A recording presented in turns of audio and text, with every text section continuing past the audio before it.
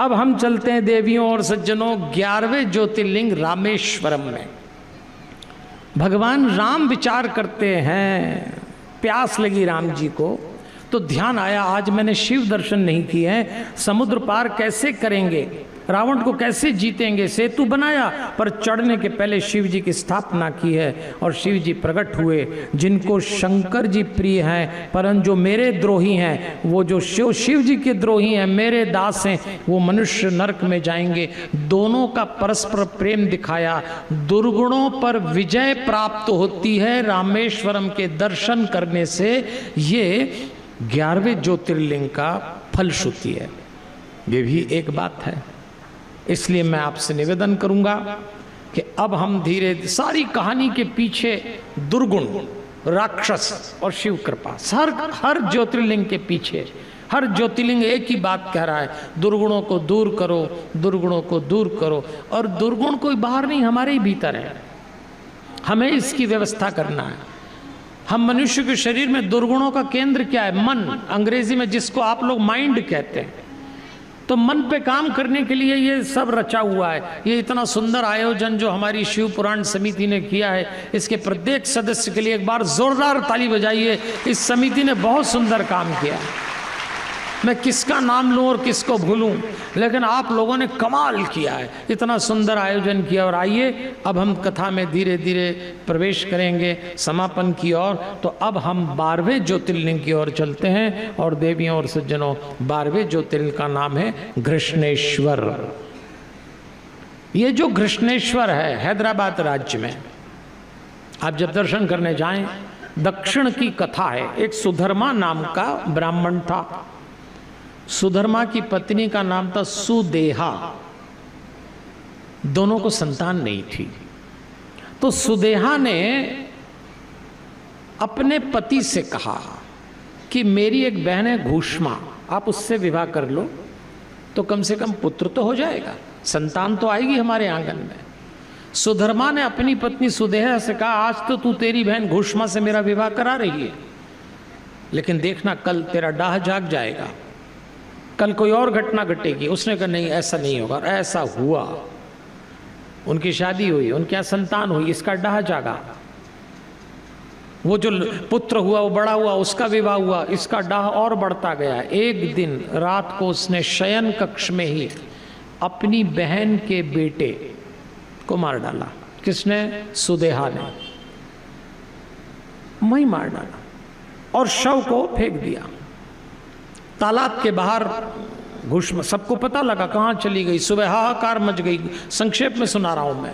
घूष्मा ढूंढने गई तो उसको वहां उसका बेटा मिला। क्योंकि वो शिव भक्ति प्रतिदिन इतनी पूजा करती कि भगवान शंकर ने प्रसन्न होकर पुत्र लौटाया। और भगवान शंकर ने कहा, तू जानता है, तू जानती हरिओम कि तेरे पुत्र का वध किसने किया है, किसने इसकी हत्या की है?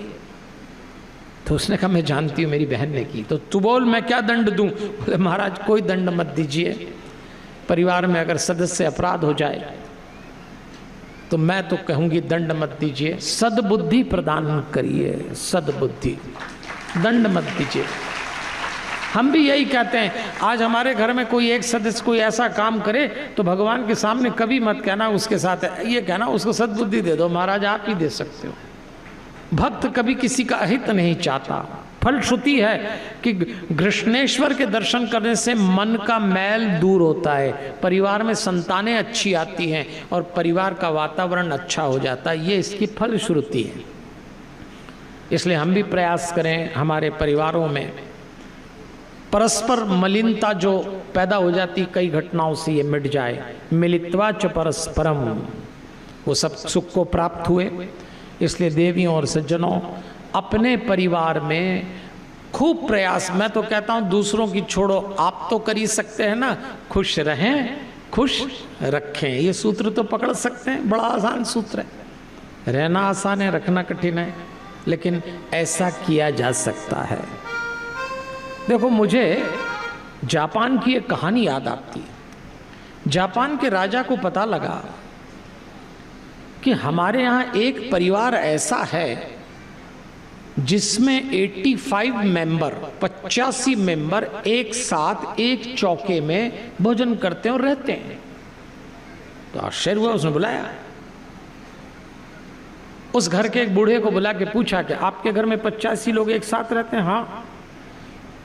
तो कैसे रहते हैं, जरा कहानी सुनना, प्रतीकात्मक कहानी है। क्या क्या बात है जो 85 लोग एक साथ रहते हैं? तो उस बूढ़े ने कहा, राजा जी एक पेन और एक कागज दीजिए। वो दे दिया और उसने उस पेन कागज पे लिखा अंग्रेजी में सैक्रिफाइस। सैक्रिफाइस का मतलब त्याग। सैक्रिफाइस का एक मतलब धैर्य भी होता है, पेशेंस। तो उसने सैक्रिफाइस सैक्रिफाइस सैक्रिफाइस सैक्रिफाइस लिखते लिखते 85 बार 85 टाइम सैक्रिफाइस लिख दिया। तो राजा ने कहा, आप कहते हैं कि आपके परिवार में एकता, 85 लोग एक साथ रहते हैं, उसके पीछे सैक्रिफाइस है? हाँ बोले, सैक्रिफाइस है। तो बोले फिर 85 बार क्यों लिखा?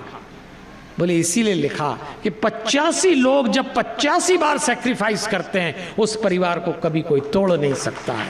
यही परिवार है। अपने परिवार के लिए त्याग करें, अपने परिवार के लिए धैर्य रखें, ज्यादा इस बात की चिंता मत करें उसने ये बोल दिया, उसने ये कर दिया, वो ऐसा, ये सब चलता है। एक छत के नीचे जितने लोग उतनी दुनिया। आप तो भक्त हैं, आपने तो शिव जी की कथा सुनी है, 12 ज्योतिर्लिंग के आपने दर्शन किए, तो क्या यूं ही छोड़ देंगे? ऐसा तो नहीं करना चाहिए। चलिए, 12 ज्योतिर्लिंग के हमने दर्शन कर लिए, एक एक करके एक एक ज्योतिर्लिंग से हमने संदेश ले लिया। कभी जिंदगी में जाना मिले, आप सौभाग्यशाली हैं। न जा पाए तो आज अपन ने यहीं बैठे बैठे ज्योतिर्लिंग की यात्रा की। और इस 12 ज्योतिर्लिंग की यात्रा के पीछे यदि किसी को यश मिलेगा, यदि किसी को धन्यवाद दें, तो हम इस शिव महापुराण के आयोजन समिति के प्रत्येक सदस्य और उनके परिवार का धन्यवाद देंगे कि आपने घर बैठे इस कथा में हम लोगों को आपने 12 ज्योतिर्लिंग घुमा दिए। कथा सुना रहे हैं व्यास जी, कथा सुना रहे हैं सूत जी शौनकादि ऋषियों को, कथा सुना रहे हैं सनकादि ऋषि, कथा सुना रहे हैं ब्रह्मा जी, प्रश्न पूछ रहे हैं नारद जी, और वो कथा हम और आप सुन रहे हैं। देखिए, एक बार दैत्यों ने देवताओं को बहुत परेशान किया। अब एक कथा आ रही है, तो देवता विष्णु जी के पास पहुंचे। विष्णु जी ने शिव जी की आराधना की, शिव जी प्रकट ही नहीं हो रहे, तो 1000 कमल 1000 कमल चढ़ाए। शिव जी ने विष्णु जी के भक्ति भाव की परीक्षा लेने के लिए एक कमल 1000 में से छिपा लिया। अब विष्णु जी ढूंढने लगे, कहाँ गया कहाँ गया। पूरी पृथ्वी का भ्रमण किया कि वो कमल कहाँ चला गया। 1000 चढ़ाना है पर कहीं कमल नहीं मिल रहा। विष्णु जी प्रण ले चुके थे कि मैं तपस्या में 1000 फल चढ़ाऊंगा ही सही, फूल नहीं मिलता। तो उन्होंने कमल के समान विष्णु जी ने अपना एक नेत्र निकाला और रख दिया। जैसे ही एक नेत्र निकाला, शिव जी प्रसन्न हो गए। उन्होंने कहा, बस मैं तो आपके भाव को तौल रहा था, लीजिए मैं आपको ये सुदर्शन चक्र भेंट करता हूँ।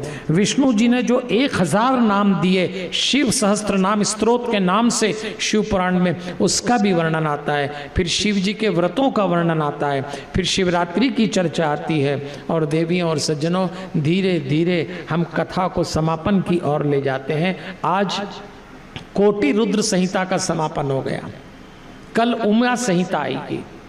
अच्छा, आप ये बात बताइए, मैं भी आपको लगता है कि मैं बार बार आपको यही बात दिलाता हूँ जो महिम जैन याद दिलाते हैं, पर मैंने आपसे कहा इस पूरी कथा का जो अभिनव अनुष्ठान है वो ये है कि भीतर उतरोगे तो तप मिलेगा और बाहर निकलोगे तो सेवा दिखेगी। खूब सेवा करिए। दिव्यांगों का निःशुल्क ऑपरेशन कराता है नारायण सेवा संस्थान। निःशुल्क लेबोरेटरी की जांच, आवास की व्यवस्था, निवास की, भोजन व्यवस्था।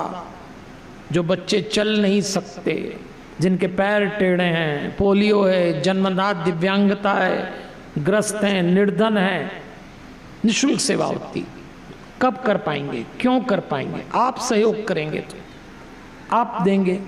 निःशुल्क नारायण लिंब लगवाइए। कृत्रिम हाथ पैर, जिन्होंने दुर्घटना में, एक्सीडेंट में अपने अंग गंवा दिए हों, आप विचार करके देखिए। आज हमारे घर में कोई एक सदस्य अगर दिव्यांग हो जाए, हम सो भी नहीं सकते। मुक्त हस्त से आपको उनकी भी मदद करना चाहिए। तो सेवा बाहर है, और मैं जो कथा सुनाता हूं वो शांति की कथा है कि शांति भीतर है, और शांति भीतर अर्जित करना है। तो मैंने कई तरीके आपको रोज सुनाता हूं, जिसमें से एक तरीका तो मैं रोज बताता हूं कि आप हमारे स्टॉल पे जाके ये हनुमान जी के हवन करने की विधि आप जरूर अपनाना। कल इसी मंच पर इसी समय बता रहा हूं मैं, 6, सवा 6, साढ़े 6 के बीच अपन सब लोग हनुमत हवन करेंगे। कुछ लोग करेंगे, आप देखना, इसलिए नहीं कि हम करा रहे हैं। गाय के कंडे, गाय का घी, हनुमान चालीसा रूपी मंत्र, अग्नि और आपकी आस्था, ये 5 बातें मिल जाएं, 3.5 मिनट का हवन होगा। जो धुनी निकलेगी, आप पाएंगे कि आपके घर में इतनी पॉजिटिविटी आ गई। आप हवन न कर सकें तो हमारे यहाँ उज्जैन में शांतम में हम ये कंडे तैयार करते हैं।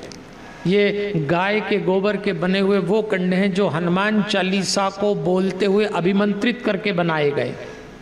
आप इनको अपने घर में रख सकते हैं।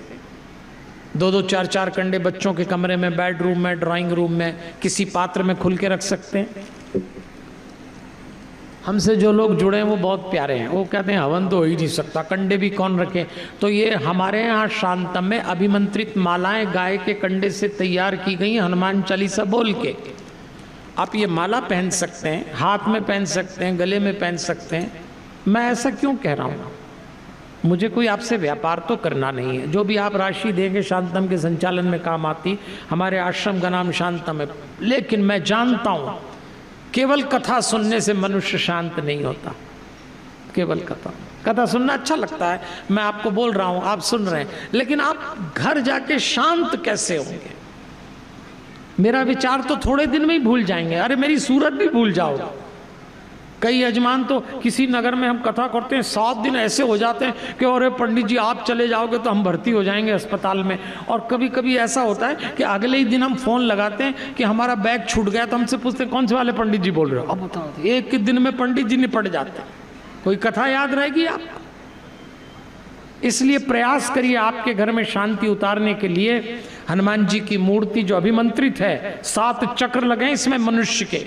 ये मूर्ति कोई सामान्य मूर्ति नहीं है, 7 चक्र तांबे की रॉड में। इस मूर्ति के सामने मेडिटेशन करिए, आप पाएंगे ये सब उपलब्ध है। बाहर आप जाएंगे तो लेफ्ट राइट हैंड पे आपको प्राप्त होगा।